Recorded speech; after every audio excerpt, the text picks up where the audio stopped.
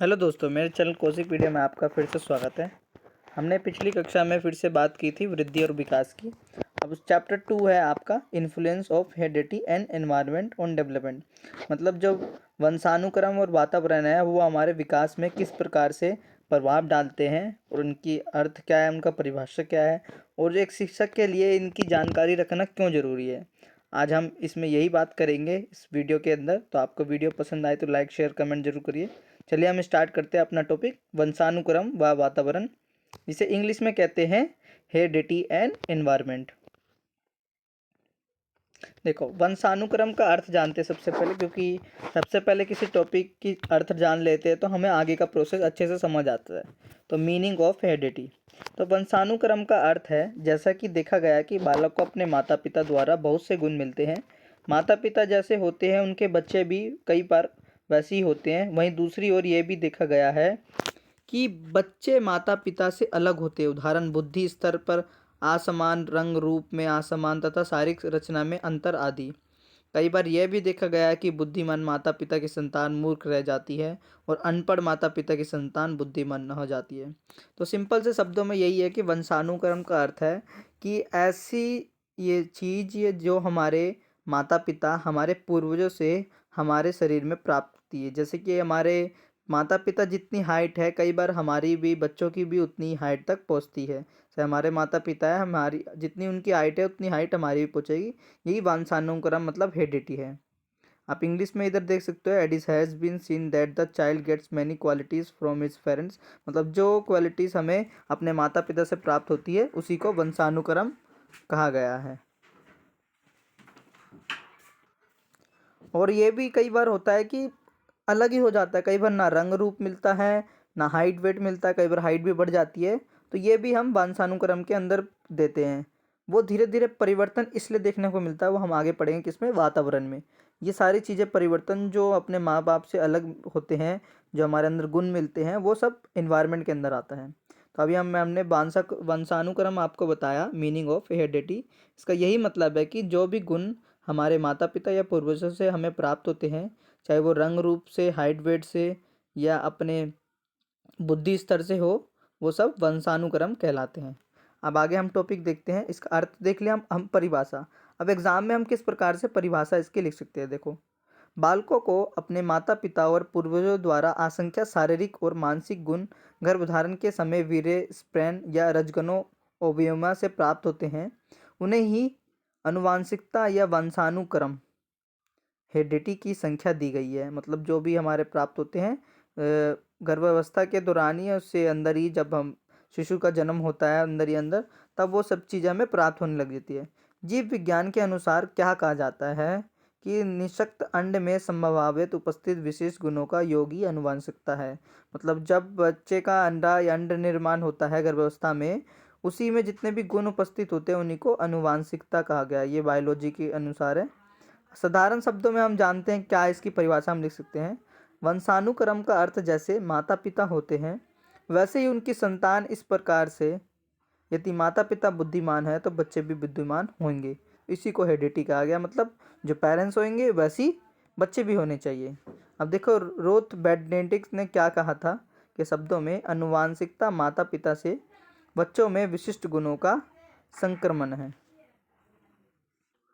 चलो, आपने जान लिया अनुवांशिकता के बारे में। यही है सिंपल से जो हम माता पिता के गुणों से प्राप्त करते हैं। जैसे माता पिता बुद्धिमान है तो बच्चे भी बुद्धिमान होने चाहिए। यही वो कहते हैं हमारे जो रूथ बेनेडिक्ट शब्दों में, अनुवांशिकता माता पिता से बच्चों में विशिष्ट गुणों का संक्रमण होता है। अब आगे देखते हैं वातावरण। सबसे महत्वपूर्ण टॉपिक, सारी हमारी जितने भी चेंजेस ज़्यादातर देखा जाता है वो वातावरण से ही है। और वातावरण ना होता तो हमारे में इतने चेंजेस देखने को नहीं मिलते। जो मैंने अभी बताया कि हेरिडिटी में कुछ ऐसे भी गुण होते हैं जो ना माँ बाप से मिलते हैं और ना उनके पूर्वजों से मिलते हैं। बच्चों में अलग ही गुण पाए जाते हैं।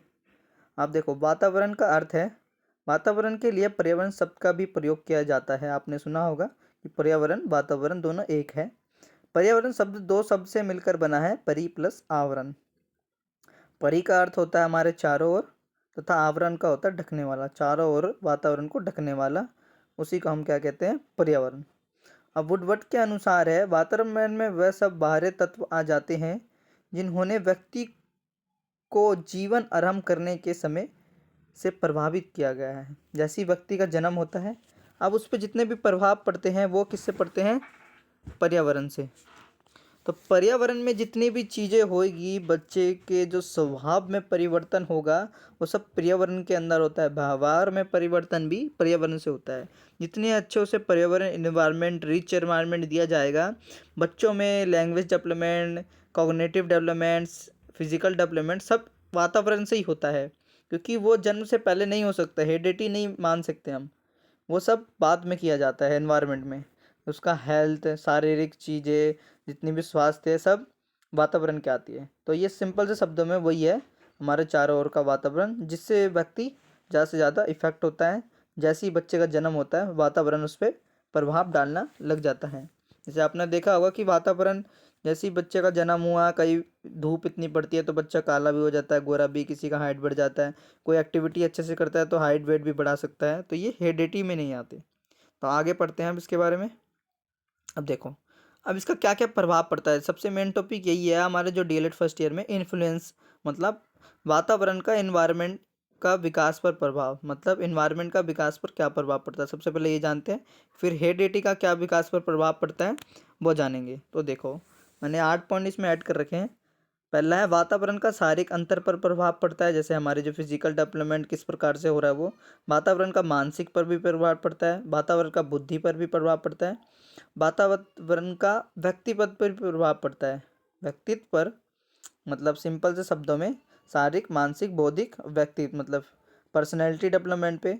वातावरण का प्रजाति की श्रेष्ठता पर प्रभाव पड़ता है कि हम किस प्रजाति के हैं, किस सोसाइटी में रह रहे हैं। वातावरण का अनाथ बच्चों पर भी प्रभाव पड़ता है कि अनाथ बच्चे सही चीज़ें से अपने अंदर, उसके अंदर एक भावना जागृत हो जाती है कि ना मेरे माँ बाप है, ना मेरे को कोई पढ़ाता लिखाता है। इस वजह से वातावरण का जुड़वा बच्चों पर प्रभाव। देखो, जुड़वा बच्चे हुए, अब कोई कोई कहता है ना कि दोनों में एक जैसी क्षमता होनी चाहिए, नहीं। बट अगर हम दोनों बच्चों को अलग अलग जगह रखें और अलग अलग एनवायरनमेंट दे, तो दोनों में हमें अलग मानसिक बौद्धिक स्तर देखने को मिलेगा। तो ये भी प्रभाव पड़ता है। वातावरण का बालक पर बहुमुखी प्रभाव पड़ता है, मतलब बहुत तरीके से प्रभाव पड़ता है। जैसे कि मैंने यहाँ लिखा है, 2 प्रकार से प्रभावित होते हैं, एक जन्म से पूर्व, एक जन्म के पश्चात भी। से मदर की हेल्थ कैसी है, मदर की हेल्थ यार वातावरण में ही आती है ना, तो उससे हेल्थ से बच्चों में भी प्रभाव पड़ता है। मदर की शारीरिक, संज्ञानात्मक, बुद्धि स्थिति भी प्रभाव डालती है बच्चों पे।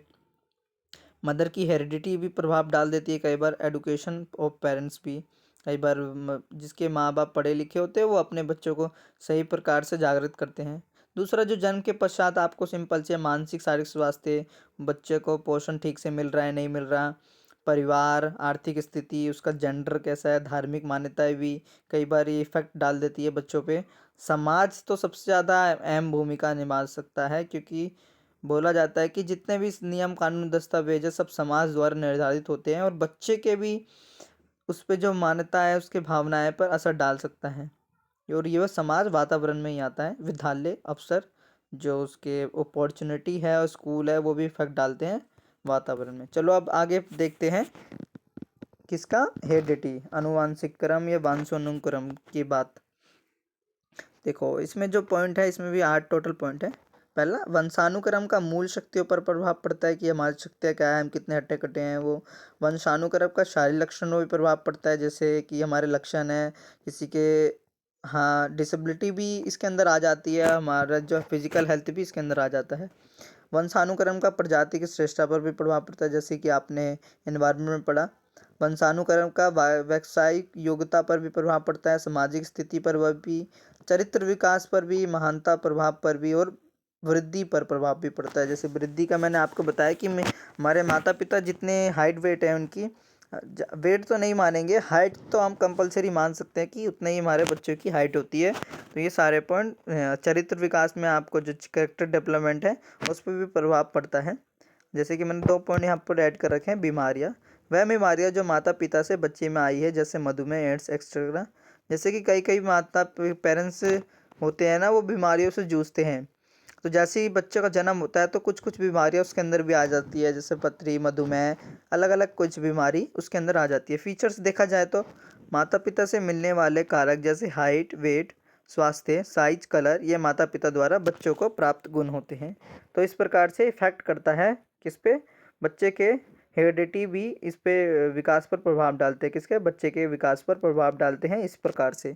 क्योंकि कई बार वंश हेरिडिटी के कारण बच्चों के रंग रूप स्वभाव में भी चीज़ें सेम देखने को मिलती है, जैसे उसके माता पिता होते हैं वैसे ये होते हैं।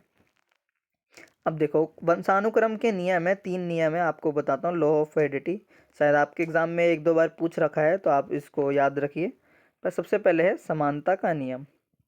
यह नियम कहता है कि समान समान को ही जन्म देता है, अर्थात माता पिता की जैसी संतान होना, जैसे बुद्धिमान माता पिता को संतानें बुद्धिमान होती है तथा बुद्धिमान माता पिता की संतानें बुद्धिहीन होती है। मतलब सिंपल से शब्दों में समानता का नियम, जैसे उसके माता पिता है सेम बच्चा भी उसी तरीके से हो सकता है। आप इंग्लिश में देख सकते हैं लॉ ऑफ इक्वालिटी।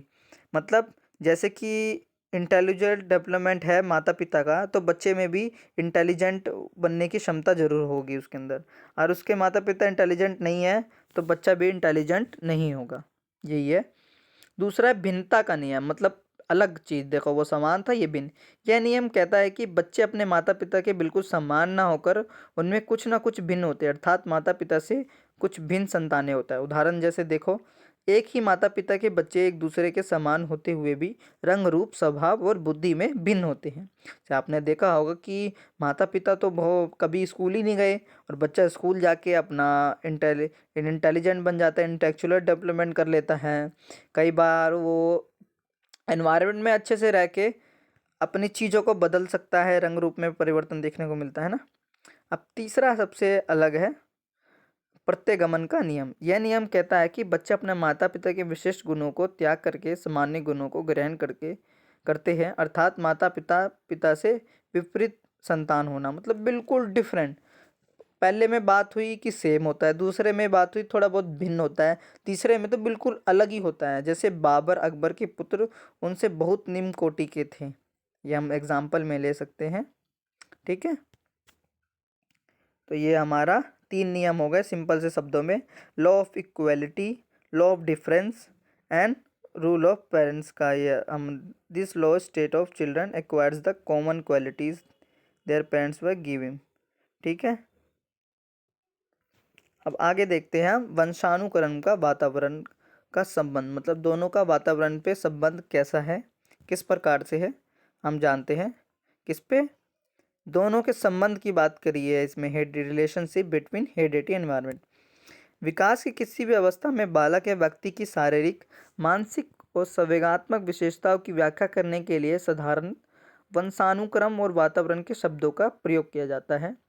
चाहे कुछ भी हो, ये दोनों डिपेंड करते हैं। आपने देखा होगा कि जब तक वंशानुक्रम और वातावरण ना हो तो बच्चे का डेवलपमेंट, बालक का डेवलपमेंट ठीक प्रकार से नहीं होगा। इसी प्रकार इसमें कहा रहा है कि दोनों के बीच अन्योन्य क्रिया के द्वारा बहुत बड़ा संबंध है। बालक के निर्माण में वंशानुक्रम और वातावरण किस सीमा तक प्रभाव पड़ता है, यह विषय सदैव विवादास्पद और अब भी है। मतलब ये नहीं पता कि किसका सबसे ज़्यादा प्रभाव पड़ता है और किसका कम पड़ता है। मतलब दोनों का प्रभाव पड़ता है, बट किस सीमा तक पड़ता है ये नहीं पता किसी को अभी तक। आगे देखते हैं, प्राचीन समय में ये विश्वास किया जाता है कि वंशानुक्रम और वातावरण एक दूसरे से पृथक थे और बालक या व्यक्ति के व्यक्तित्व को, कार्य क्षमता को विभिन्न प्रकार से प्रभावित करते थे। आधुनिक समय में इस धारणा में पर्याप्त परिवर्तन हो गया है। अब हमारे इस विश्वास में निरंतर वृद्धि होती चली जा रही है कि व्यक्ति बालक, किशोर या प्रौढ़ के रूप में कुछ सोचता, करता या अनुभव करता है, वह वंशानुक्रम के कारकों और वातावरण के प्रभावों के पारस्परिक संबंध का परिणाम है। तो ये आप देख सकते हो इंग्लिश में सिंपल से शब्दों में यही कहा गया है कि दोनों के बीच रिलेशनशिप है, बट ये नहीं कि सीमा तक, कितनी सीमा तक हम बता सकते हैं, नहीं बता सकते कि कितनी सीमा तक उनमें रिलेशनशिप है, बट है बहुत। जब आप कहीं भी लाइन ढूंढोगे तो बच्चों के विकास पर सबसे ज़्यादा प्रभाव हेरिडिटी, इन्वायरमेंट दोनों की अन्योन्य क्रिया के कारण होता है। मतलब दोनों का प्रभाव समान रूप से पड़ता रहता है उन पे। अब आगे देखते हैं, अब शिक्षक के लिए वंशानुक्रम व वातावरण का महत्व क्या है, सिंपल से शब्दों में है। सबसे पहले हम जानते हैं वंशानुक्रम का महत्व क्या है शिक्षक के लिए। पहला, वंशानुक्रम के कारण बालकों में शारीरिक भिन्नता होती है। आप हेडिंग पॉइंट डाल सकते हो, शारीरिक भिन्नता पाई जाती है। शिक्षक इस ज्ञान का संपन्न होकर उसके शारीरिक विकास में योगदान दे सकता है। दूसरा, वंशानुक्रम के कारण बालकों की जन्मजात क्षमताओं में अंतर होता है। शिक्षक इस बात को ध्यान में रखकर कम प्रगति करने वाले बच्चों को अधिक प्रगति करने में योगदान दे सकता है। सिंपल शब्दों में है। तीसरा, बालकों और बालिकाओं में लिंगीय भेदभाव वंशानुक्रम के कारण होता है, जिससे विभिन्न विषयों में उनकी योग्यता कम या अधिक होती है। शिक्षक इस ज्ञान को उनके लिए उपयुक्त विषय के अध्ययन की व्यवस्था कर सकता है। चौथा, वंशानुक्रम के कारण बालकों को सीखने की योग्यता में अंतर पाया जाता है, तो उनको जानकारी लेकर एक शिक्षक अच्छे प्रकार से उनके सीखने के स्तर में बढ़ोतरी कर सकता है। पांचवा, बालकों को वंशानुक्रम में कुछ प्रवृत्तियां प्राप्त होती है जो वांछनीय और अवांछित दोनों प्रकार की होती है। शिक्षक इन प्रवृत्तियों को ध्यान करके वांछनीय प्रवृत्तियों का विकास और अवांछनीय प्रवृत्तियों का दमन में या मार्गदर्शन कर सकता है। सिंपल से शब्दों में यही है कि अगर इन सभी चीज़ों का ज्ञान अगर शिक्षक को हो जाए तो बहुत महत्वपूर्ण है कि वो बालक का सही से ओवरऑल डेवलपमेंट कर सकता है। अब शिक्षक के लिए वातावरण का महत्व। सबसे पहले हमने जाना वंशानुक्रम का, वातावरण का जानते हैं। बालक अपने परिवार, पड़ोस, मोहल्ले और खेल के मैदान में अपना पर्याप्त समय व्यतीत करता है और इससे प्रभावित होता है। शिक्षक इन स्थानों के वातावरण को ध्यान में रखकर ही बालक का उचित पथ प्रदर्शन होता है। यही है कि शिक्षक इन स्थानों के वातावरण को ध्यान में रखकर ही बालक का उचित पथ प्रदर्शन करता है। मतलब इसके अकॉर्डिंग ही वो बच्चों को शिक्षा देता है कि इन सब पड़ोस मोहल्ले के ज्ञान देकर वो अपने टॉपिक को अच्छे से समझा सके। दूसरा, वातावरण बालक के विकास की दिशा निश्चित करता है। वातावरण की निश्चित करता है कि बालक बड़ा होकर अच्छा या बुरा, चरित्रवान या चित्रहित, समी या अविचारी, व्यापारी या साहित्यकारी, देश प्रेमी या देशद्रोही बनेगा। इस तथ्य पर मनन करने वाला शिक्षक अपने छात्रों के लिए ऐसे वातावरण सृजन करता है जिससे उनका विकास उचित दिशाओं में हो। मतलब सिंपल से शब्दों में जो उसे पसंद आता है, जिससे उसका चरित्र निर्माण होगा, करेक्टर्स डेवलपमेंट होगा, उसी को एक शिक्षक महत्व देता है। दूसरे पॉइंट में तीसरा है, प्रत्येक समाज का एक विशिष्ट वातावरण होता है। बालक उसी समाज के वातावरण से अपना अनुकूलन करना पड़ता है। इस बात से भली भांति परिचित होने वाला शिक्षक विद्यालय में लघु समाज का रूप प्रदान करके बालकों को अपने बृहद समाज के वातावरण से अनुकूलन करने की शिक्षा दे सकता है। मतलब एक छोटे रूप में वो सोसाइटी का निर्माण कर सकते, स्कूल में वो बड़े रूप में अच्छे से सोसाइटी के बारे में उसे समझा सकता है और वातावरण का अनुकूलन करने के लिए शिक्षा दे सकता है। चौथा है, वातावरण के महत्व को समझने वाला शिक्षक विद्यालय में बालकों के लिए ऐसा वातावरण उपस्थित कर सकता है जिससे उनके विचारों को उचित अभिव्यक्ति, शिष्ट सामाजिक व्यवहार, कर्तव्य और अधिकारों का ज्ञान, स्वाभाविक प्रवृत्तियों पर नियंत्रण आदि गुणों का अधिकतम विकास हो। मतलब सिंपल शब्दों में यही है, वातावरण अच्छे से सुनिश्चित करके उसकी अभिव्यक्ति, उसके सामाजिक गुण को वो अच्छे से नियंत्रित कर सकता है और उनको अधिकतम विकास कर सकता है। तो हमारा टॉपिक यहीं तक ख़त्म हुआ। हेरिडिटी एनवायरनमेंट हमने मीनिंग के बारे में देखा, इसकी परिभाषा देखी, डेफिनेशन देखा, विकास पर क्या प्रभाव पड़ता है दोनों को ये देखा, फिर इसके एक हेरिडिटी के नियम थे और लास्ट में एक शिक्षक के लिए दोनों का महत्व क्या है उनके बारे में जानकारी ली। तो ये आपके डीएलएड फर्स्ट ईयर के लिए बहुत अहम टॉपिक है। तो थैंक यू, धन्यवाद। आपको वीडियो पसंद आए तो लाइक शेयर कमेंट करना ना भूलिए।